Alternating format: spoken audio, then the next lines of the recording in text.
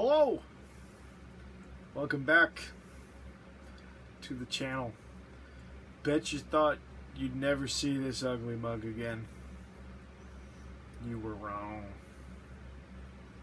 You were dead wrong. Welcome back. For those familiar with the channel, you can see we're back where it all began. We're back in the original Doom Lab.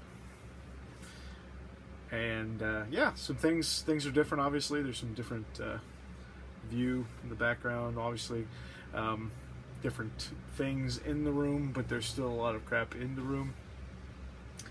You can't see it, but there's a lot to my left and to my right. There's a lot of stuff, but it's not the same stuff. So where have I been? Where have I been for like 3 years? I don't even remember when the last time I uploaded a video was. 3 or 4 years ago. It's been a while. I've been around. Today is 4/24/2020. We're in the middle of the COVID-19 mess, and thought it was a good time to reboot the channel a little bit. Was kind of thinking about it anyway, and what better time than now? Been working from home a little bit, working in the office some.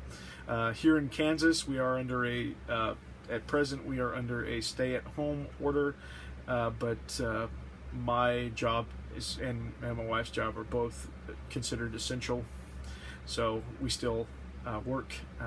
Like I said, fortunately, I'm able to work from home some, which is nice because I do have a small commute, whereas when he works here in town, we live in a very small town, so literally her office is about 5 minutes or less away from where we live, so it's not a very bad commute for her, and her office is close to the public, and so is mine, so she doesn't have to deal with a lot of people, just coworkers and things like that. But that's not what this video is about.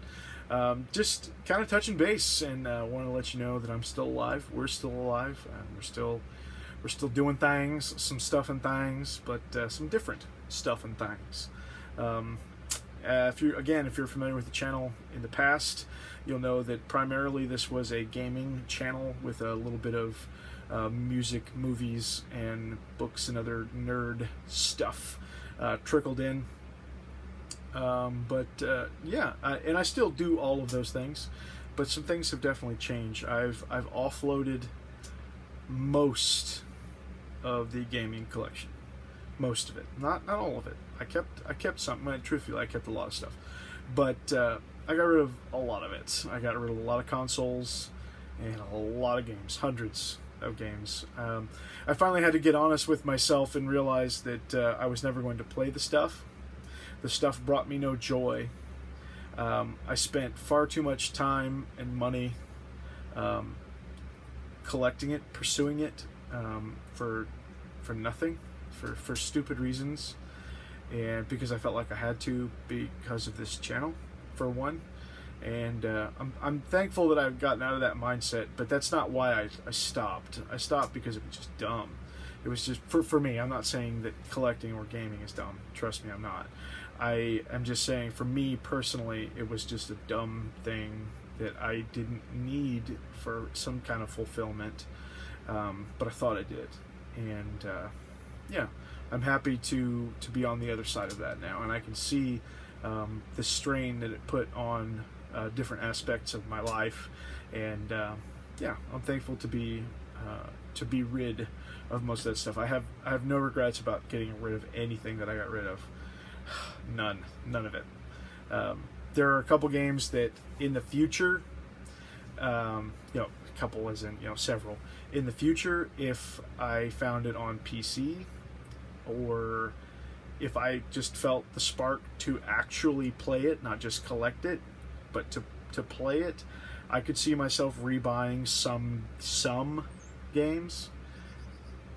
But for the most part, no, I'm not going to buy something game-wise to have it sit on the shelf and wait for me to be in the mood to play it. That's not what I'm about now. So as you know, before I had 4 or 5 gaming or media shelves, or or bookshelves, just completely just packed full of games. And now, they all of the games that I own physically fit in one of the drawers of this secretary's desk, which is not a small desk. Like, you only see about a third of it. It's about 2/3 larger than what you can see. So it's a big thing. And so the drawer is not small; it's large.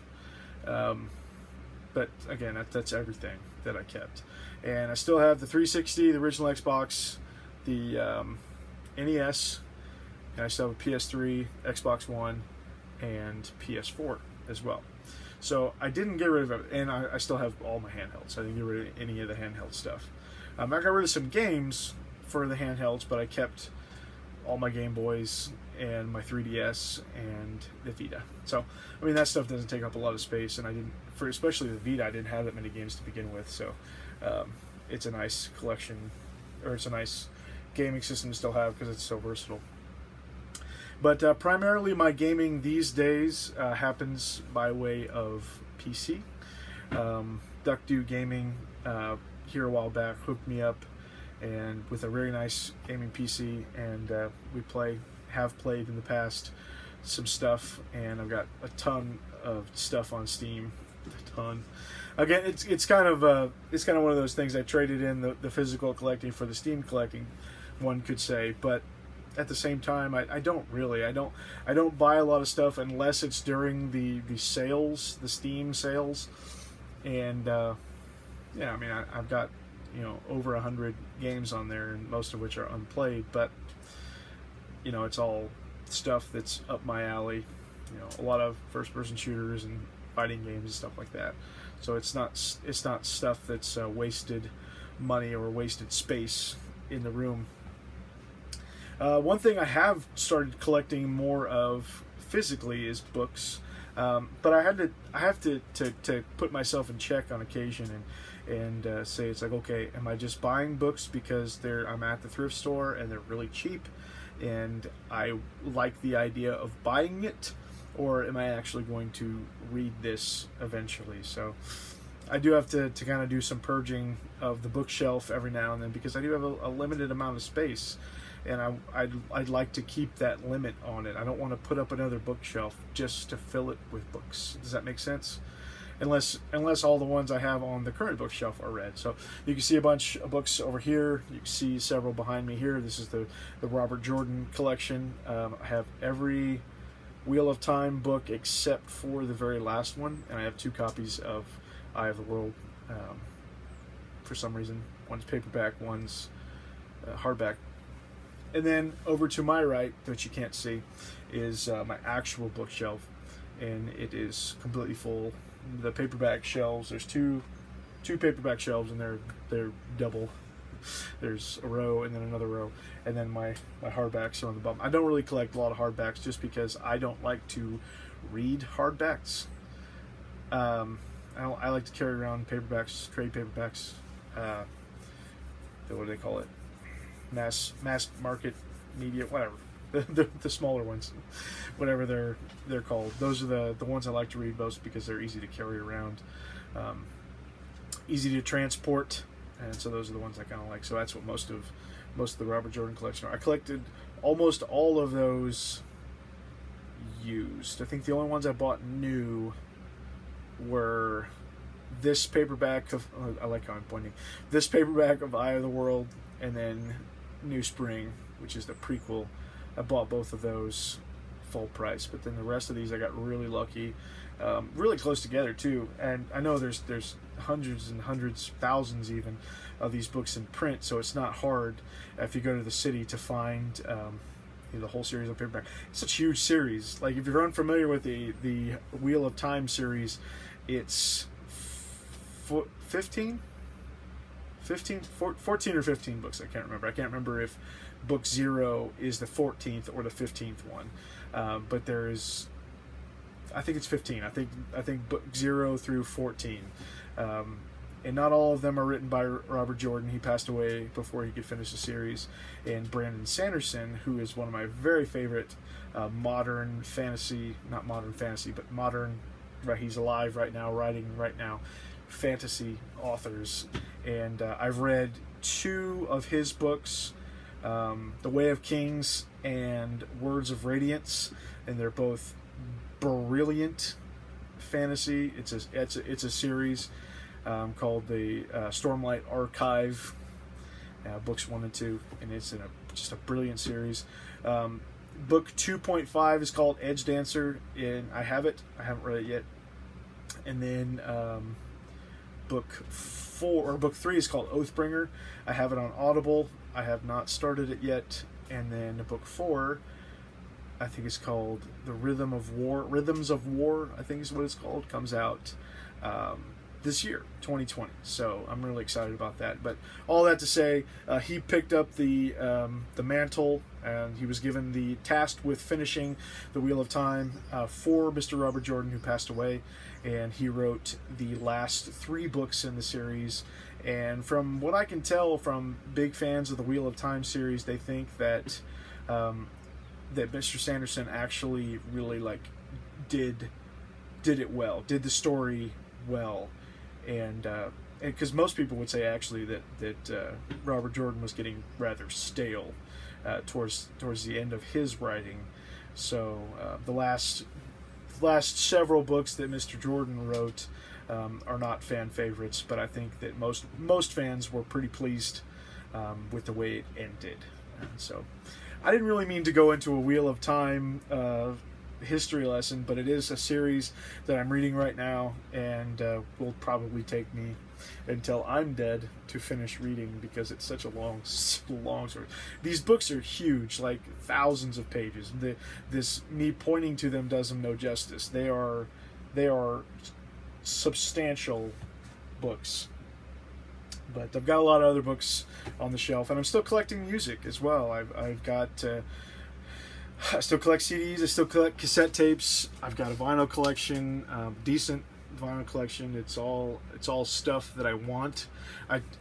When it comes to collecting vinyl, for me personally, because it's kind of a space thing, I need it to be something that I really want, specifically on vinyl, to listen to, or something that I consider like a collector's item for me. Not like a collector's item as in it's valuable, but it's a collector's item for me. Case in point, that boy right there. 2001 Space Odyssey is the soundtrack. It was my most sought after piece of vinyl, even though it's super cheap on Amazon and eBay and stuff. You can get them for just a couple bucks, and I think I paid $1 for that copy right there at a local record store. It's a collector's item for me because that is one of my very favorite movies of all time, and the soundtrack has got to be, for me personally, the main reason why it is so good. Because the story wise, if you're just watching it, kind of a drag. But if you're in it for the whole visual ambient experience with the soundtrack, it's freaking incredible. It's one of my very favorite movies, Stanley Kubrick, and I read the book too. Let's see if I got it nearby. Hey, look at that. I didn't really mean to launch into many discussions, but I am as random as ever, and I get excited about things, and that's why I'm making this video, just to talk about things, kind of get back into the swing. So 2001 Space Odyssey, this is the movie cover edition. I don't love that this is the only version of this book that I have, but let me tell you, if 2001 Space Odyssey, the soundtrack and the movie are in among my favorites, the novel is probably in my top 3 novels of all time. Now, another mini tangent here. This novel, written by Arthur C. Clarke, is not just a novelization of the movie. Nor is the movie a movie made, for this book. Neither are true. Mr. Clarke and Mr. Kubrick co-wrote this novel and the screenplay at the same time. So they are very different, yet much the same. They wrote them at the same time. They communicated all along while Arthur Clarke was writing this book, and then while Stanley Kubrick was making the movie, they had discussions about characters and scenarios and what was going on. And I think that the very best way to consume these things, if you're interested in this book, the very best way to consume it was to watch the movie. If you've never seen it before, especially, this is your maiden voyage with 2001. Watch the movie first, then read the book, then watch the movie again. And if it doesn't blow your mind the second time like nobody's business, then you missed a step somewhere. Because the movie is so bleak, and about the nothingness of space, and it's very quiet, and it's dark and brooding, and it's so incredible. But to the newcomer who isn't into like those artsy fartsy kind of films, it could come off as pretty boring. I'm not gonna lie, I wasn't in love the first time I saw it, but I watched it. I had seen it several times, and it grew on me before reading the book. But then I read the book after I found out that it wasn't just a novelization of the movie or a book or a movie made from the book, but that they were co-written and meant to be companions to one another as opposed to one or the other. And it blew my mind. It blew my freaking mind. This book is one of my very favorites. Arthur C. Clarke is one of my very favorite authors now, and I have since collected several Arthur Clarke books, but including more of the Odyssey series. This is the sequel, 2010. Odyssey 2 is what the book is called. The movie is called The Year We Make Contact. The movie actually follows the book pretty closely, but in this case, the movie was a movie made after this book. And I really like 2010 a lot. The book is better than the movie, of course. But after that, we get into 2061, Odyssey 3, which, not great. Oh, not a great novel. It was okay. I'm glad that I read it, because it continues the series. But and I don't actually have a copy of that one, oddly enough. I did the audiobook for that one. And then the last one is called 3001 Final Odyssey, and it's just crazy. It is just insane. Like, it's weird. Again, I don't regret reading it, but it's hard to recommend it to people unless you're like me and just really wanted to finish the series out. It's 4 books: Odyssey, Space Odyssey, Odyssey 2, Odyssey 3, and Final Odyssey. So, yeah. Arthur C. Clarke, one of my favorite authors. Brandon Sanderson, one of my favorite authors. Robert Jordan, a series that I'm reading right now. All of this to say that I have had a renaissance in the last 2 or 3 years, 3 or 4 years with books. I've read a ton of books, and I love it. I get so much more satisfaction after finishing a book than I ever did with a video game. Now, that's not to say that video games can't give you satisfaction, or that to some people they give more satisfaction. I'm just talking about my experience personally. Reading books, audiobooks, like, is so much more fulfilling than video games ever were for me. That's not to say that I don't still love Doom. I still play Doom all the time. I'm playing Doom Eternal right now, which I promised a certain individual named The Laggy Gamer that I would do a video on Doom Eternal once I finish it. I have not finished it yet. I don't know when I will. It's a slow go, but it is an amazing game. I have played some other things here and there.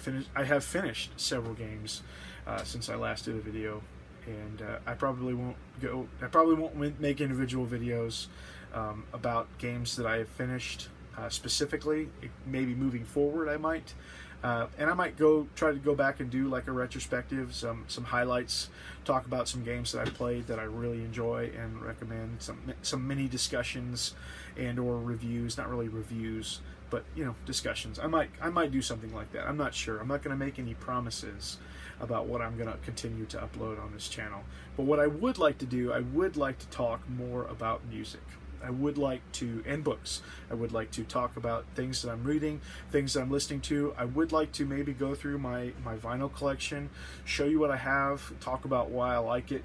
And if that goes over well, hey, I can move on to my CD collection, which is much more extensive, and stuff I've been collecting for, almost 30 years, 25 years anyway, that I still really enjoy in my collection. I've got a decent amount of cassettes still too, that I could talk about. That's kind of what I wanted to gear the channel more towards, is just what am I doing right now? What am I listening to? What am I reading? What am I talking about? I don't know what I'm talking about. But yeah, so I think I'll leave this at that. I mean, we're already at 22 minutes. I have always been a rambling man. Lord, I was born a rambling man, trying to make a living and doing the best I can. Allman Brothers.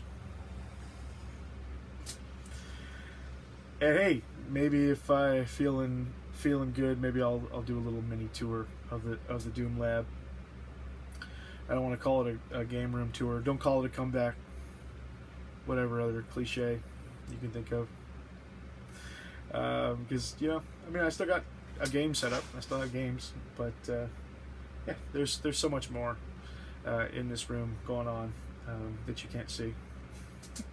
Lots of books and lots of craft stuff. My wife and I are really into crafting, making things, making jewelry, doing some wood burning and some leather work, and that stuff has been exceptionally fulfilling. Yeah, if you want to see what I'm kind of doing from day to day, I'm not really trying to plug here, but I do post a lot on Instagram, and I have posted on Instagram this entire time. So since I've been gone, Kelly Clarkson, since I've been gone from YouTube, I haven't stopped posting on Instagram. So you can subscribe to me on there, follow me on there, and look back at everything that I've been doing for the last 3 or 4 years. There's been no lapse in that, but there have been some major things happen in our lives, some of which I don't really want to go into great detail, but I'm not I'm not opposed to talking about on a personal level. If you reach out to me with a message or something, I'm not going to post a lot about it on YouTube, because it's not that it's nobody's business. That's not what I mean. It's just, it's very personal, and it's tough, yeah, some stuff.